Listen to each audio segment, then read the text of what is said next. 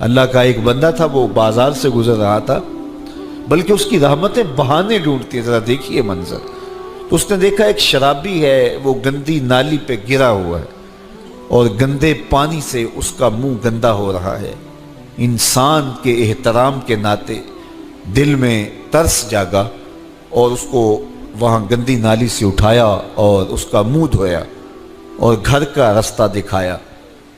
خیر شام ہوئی، رات پڑی، جب پچھلا پہر ہوا تو وہ بزرگ جنہوں نے دن کو شرابی کا منہ دھویا تھا تو وہ مسجد میں تہجد پڑھنے کے لیے آئے تو کیا دیکھا کہ وہی شرابی جو دوپہر کو گندی نالی پہ دھت پڑا تھا آج اس بزرگ سے بھی پہلے مصلی پہ کھڑا ہو کے نماز پڑھ رہا ہے۔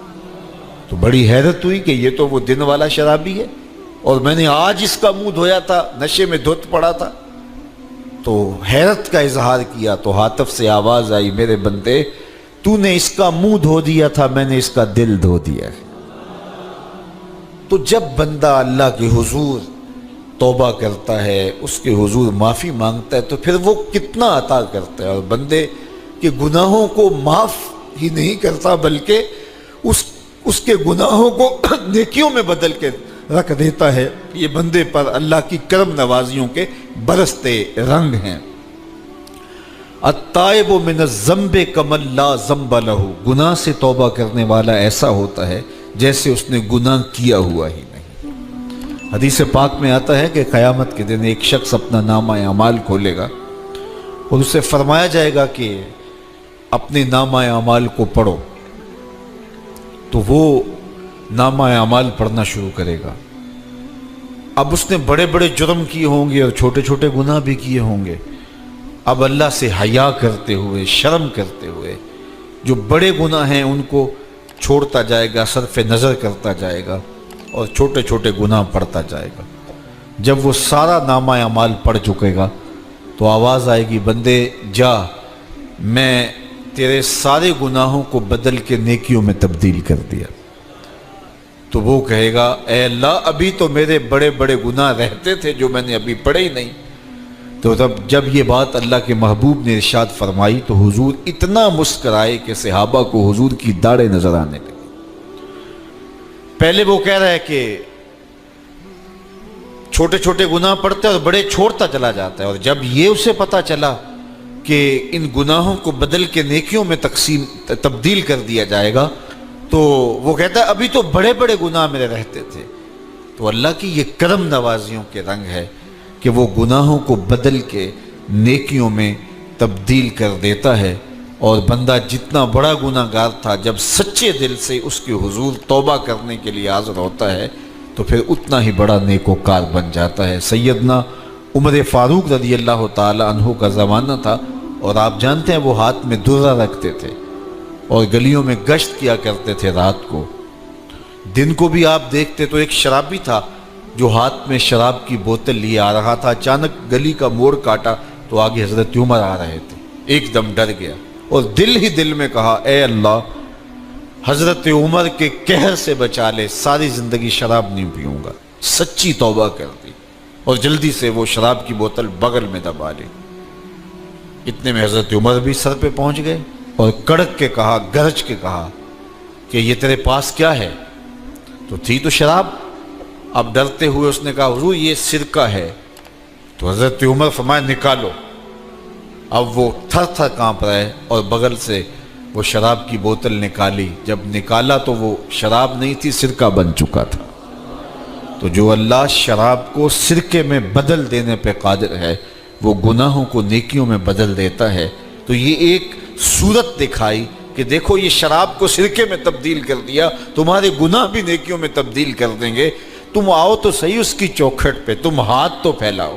حضرت داتا گنج بخش علی حجویری علیہ رحمہ کشف المعجوب کے اندر لکھتے ہیں کہ جو فرمایا گیا کہ جس نے توبہ کی اللہ نے اس کی مغفرت کر دی، تو ایک بزرگ کا قول نقل کیا کہ جس کو اللہ نے بخشنا تھا اللہ نے اس کو توبہ کی توفیق دے دی۔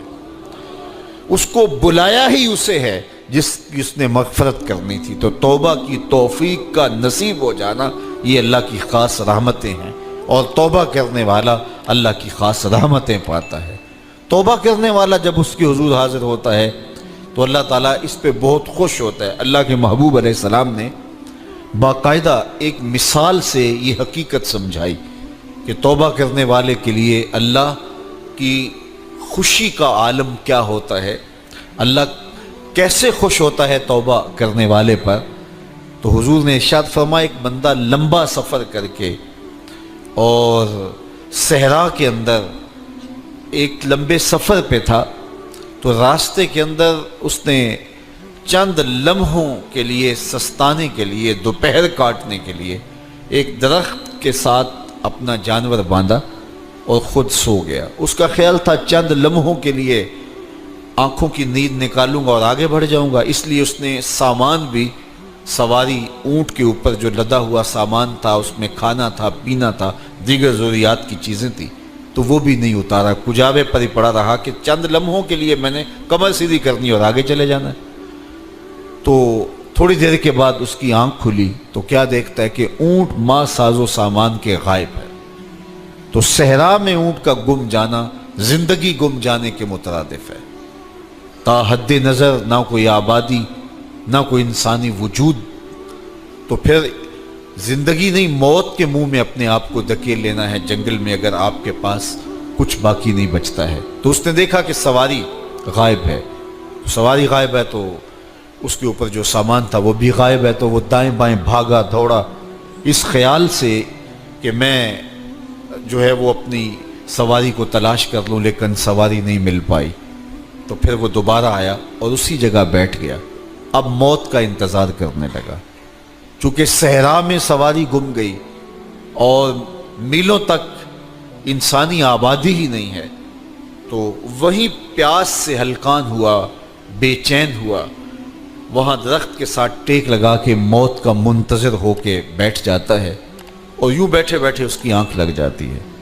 اچانک اس کی آنکھ کھلتی ہے تو کیا دیکھتا ہے کہ اونٹ ماں ساز و سامان کے پاس کھڑا ہے۔ تو اونٹ کا ملنا زندگی مل جانا تھا، تو وہ اتنا خوش ہوا کہ خوشی سے اس کی زبان بل کھا گئی۔ وہ کیا کسی نے کہا نا کہ جب بھی تیری قربت کے امکان نظر آئے ہم اتنے خوش ہوئے کہ پریشان نظر آئے۔ تو کہنا تو یہ تھا کہ اے اللہ تو میرا رب اور میں تیرا بندہ، لیکن وہ خوشیوں کے ہجوم میں درک گیا اور کیا کہتا ہے، اللہم انت عبدی وانا ربک، اے اللہ تو میرا رب، تو میرا بندہ اور میں تیرا رب۔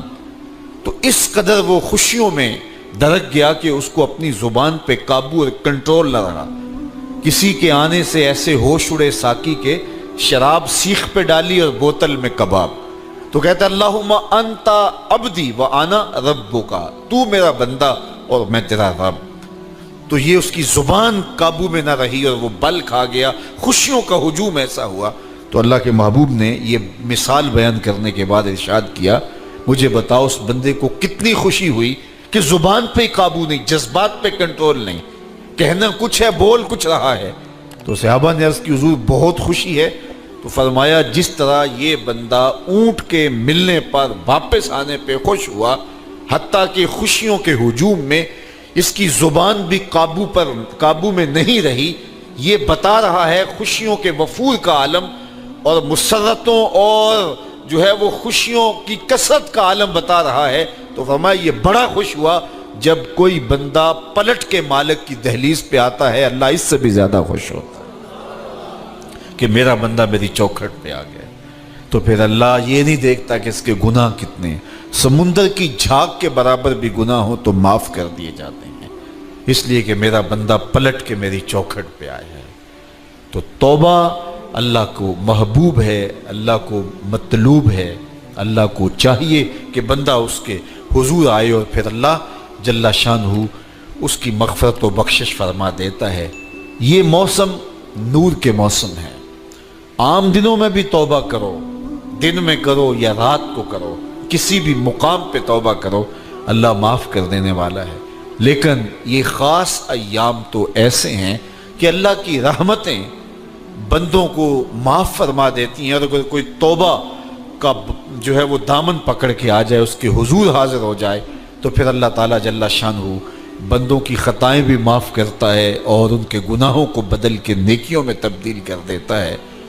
خوش نصیب ہیں وہ لوگ جو ان بابرکت ایام میں اپنی بخشش کا سامان کر لیتے ہیں، اور ان سے بڑا بدبخت بھی کوئی نہیں جو ان سہانے موسموں میں بھی پیاسے رہتے ہیں اور ان موسموں میں بھی ان کی بخشش و مغفرت نہیں ہو پاتی۔ رت سہانی ہو، موسم اچھا ہو، تو مجھے بتاؤ کہ جو اس موسم میں بھی اپنے آپ کو محروم رکھے تو اس سے بڑی بد نصیبی کیا ہوگی۔ اللہ کے محبوب علیہ السلام نے منبر کی تینوں سیڑھیوں پہ قدم رکھتے ہوئے آمین آمین پکارا، تو حضور علیہ السلام سے عرض کیا گیا یا رسول اللہ صلی اللہ علیہ وسلم، ہر سیڑھی پہ قدم رکھتے ہوئے آپ نے آمین کہا، تو آپ نے کس بات پہ آمین کہا؟ فرمایا جبریل امین حاضر خدمت ہوئے اور انہوں نے کہا اس شخص کی ناک خاک آلود ہو جو ماہ صیام رمضان المبارک کو پائے اور اپنی بخشش نہ کروا سکے۔ تو میں نے اس پہ آمین کہا کہ اتنا مقدس مہینہ نصیب ہو، اتنا سہانا موسم آئے اور وہ پھر جہاں کھڑا تھا وہی کا وہی کھڑا رہے۔ میں اور آپ اپنا محاسبہ کر سکتے ہیں۔ موسم رحمت اور فصل نور رمضان المبارک اپنا آدھا سفر طے کر چکا ہے، یہ مبارک مہینہ آدھا سفر اس کا بھی باقی ہے۔ تو میں اور آپ ذرا اپنے آپ کو اپنے ضمیر کی عدالت میں کھڑا کر کے اپنے آپ کو دیکھ کر کے دیکھیں، سوچیں کہ ہم نے ان 15 دنوں کے اندر کتنا سفر طے کیا۔ 29-30 شعبان کو ہم جہاں کھڑے تھے، کیا ہم آج بھی وہیں کھڑے ہیں یا ہمارا کچھ سفر بہتری کا ہوا ہے؟ اور اگر ہم وہیں کے وہیں کھڑے ہیں تو پھر ابھی وقت ہے، ہم بقیہ 15 دنوں میں اللہ کی رضا جوئی کے لیے کوشاں ہو جائیں، ورنہ کتنی بڑی وعید ہے۔ جبریل دعا کر رہے ہیں اور اس پہ حضور آمین کہہ کے مہر لگا رہے ہیں، اس شخص کی ناک خاک آلود ہو جو ماہ صیام کو پائے اور اپنی بخشش نہ کروا سکے۔ مجھے اور آپ کو پتہ ہے کہ ہم کہاں کھڑے ہیں۔ بل الانسان علی نفسہ بصیرہ ولو القی معاذیرہ، انسان خود اپنے آپ کو جانتا ہے کہ میں کہاں کھڑا ہوں، وہ اپنے آپ کو خود دیکھتا ہے۔ ایک تو فیصلہ قیامت کے دن ہوگا، نامہ اعمال تولے جائیں گے اور نامہ اعمال کے تلنے کے بعد پتہ چلے گا نیکیاں کتنی ہیں اور برائیاں کتنی ہیں، لیکن ایک ہم اپنے ضمیر کے اندر ترازو گاڑ کر کے اپنے عمل تول سکتے ہیں اور ہمیں پتہ ہے ہم نے نیکیاں کتنی کی، ہمیں پتہ ہے ہم نے برائیاں کتنی کی۔ جو نیکیاں کی ان میں اللہ کی رضا کے لیے کتنی کی، لوگوں کے دکھاوے کے لیے کیا کیا، خواہش نفس کے لیے کیا کیا، لوگ اس کو نیکی سمجھتے رہے لیکن ہم تو سمجھتے ہیں وہ نیکی ہے کہ نہیں ہے۔ اس طرح جو برائیاں کی وہ تو برائیاں ہیں۔ تو میں اور آپ اپنے ضمیر کی عدالت میں ترازو گاڑ لیں اور اپنے اعمال کو ابھی تول لیں۔ فرمایا گیا حاسبو قبل ان تحاسبو، قبل اس سے کہ تمہارا حساب کیا جائے تم اپنا حساب پہلے ہی کر لو۔ تو اپنے اندر کی ستھرائی، اپنے اندر کی پاکیزگی